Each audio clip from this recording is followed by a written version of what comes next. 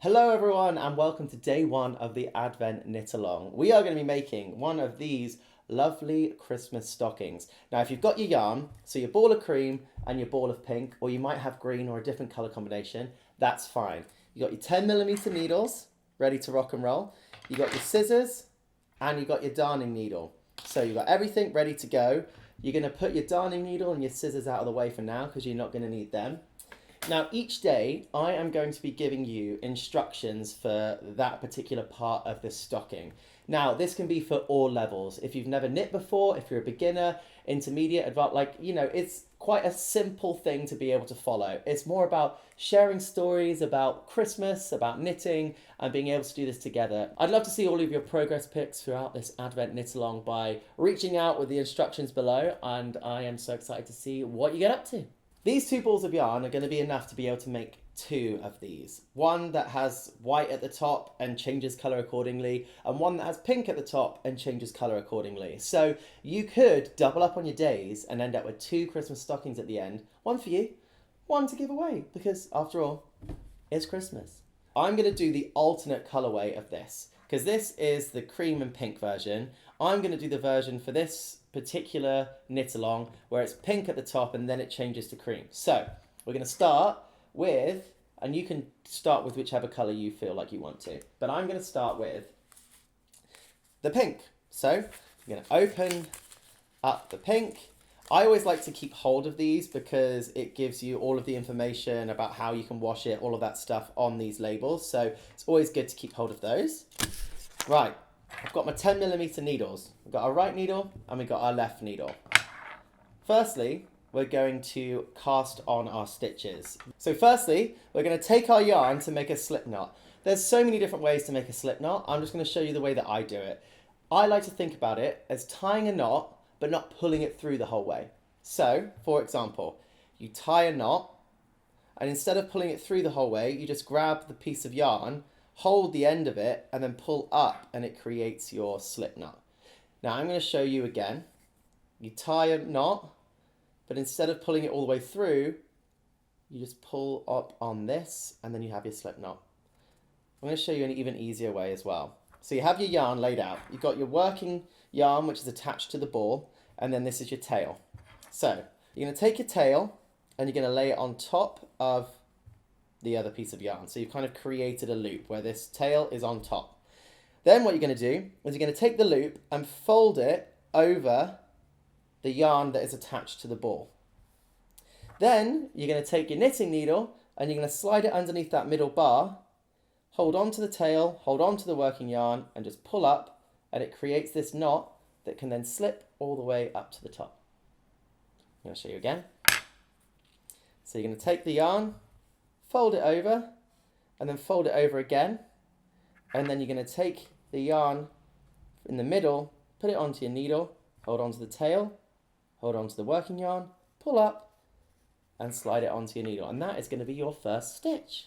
So now we're going to cast on 40 stitches. So this is our first stitch, which is a slip knot. I like to long tail cast on, but I know if you're the first time knitter, long tail cast on might be a little bit complicated to show you. So I'm going to show you the thumb method that I like to use, which essentially is you're holding your needle in your right hand and the slip knot is already on there. You're going to then fold the yarn on top of itself. So you take the working yarn, which is the yarn attached to the ball, and you fold it on top of itself so that the loop goes up and then the yarn is in front. And then it drops onto the needle and then you pull it tight. Not too tight though, because you still want to be able to knit into it. I'm going to show you again. We're going to be casting on 40, so you're going to see lots of them. But you basically turn your yarn so it creates a loop. Then you put it onto your needle and then pull it down, but not too tight. And then we're going to do it again. Number 4, loop onto your needle, that's 5, loop onto your needle, that is 6, loop onto your needle, 7, and we're going to cast on 40. So 1, 2, 3, 4, 5, 6, 7. I'm not going to count out loud anymore because I know at this point you're probably counting, getting your stitches on. So let's just cast on our stitches and then I'll meet you at the end.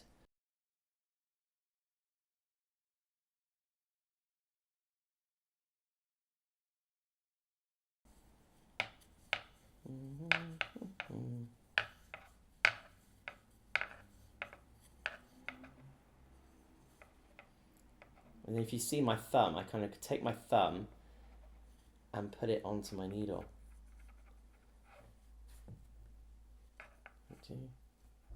Loop on.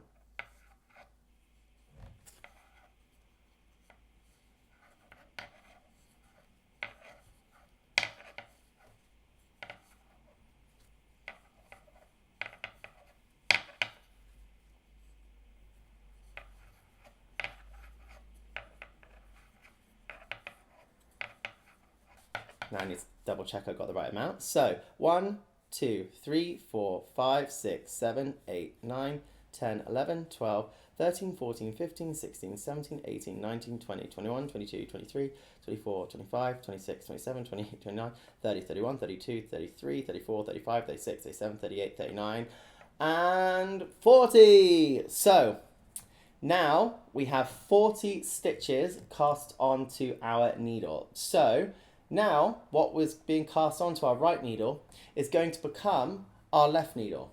Now let's move our yarn out the way and over to the right side of you because it makes it slightly easier.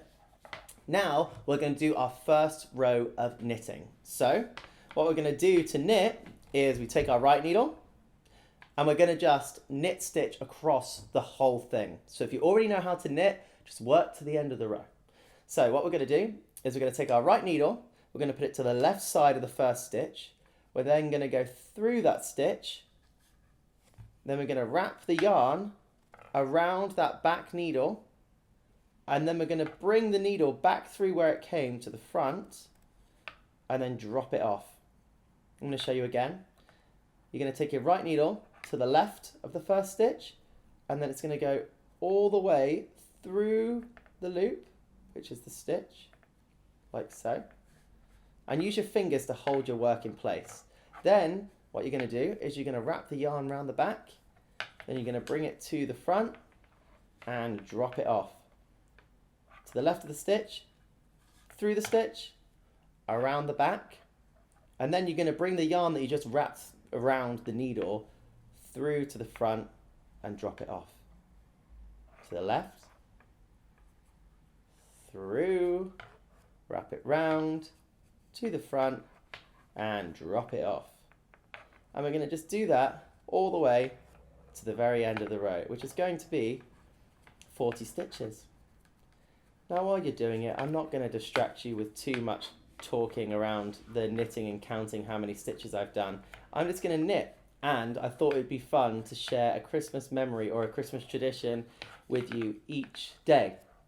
Now when it gets this close to Christmas, by now, I'm filming this towards the end of November. It hasn't been Thanksgiving yet, hence why I still have a mustache.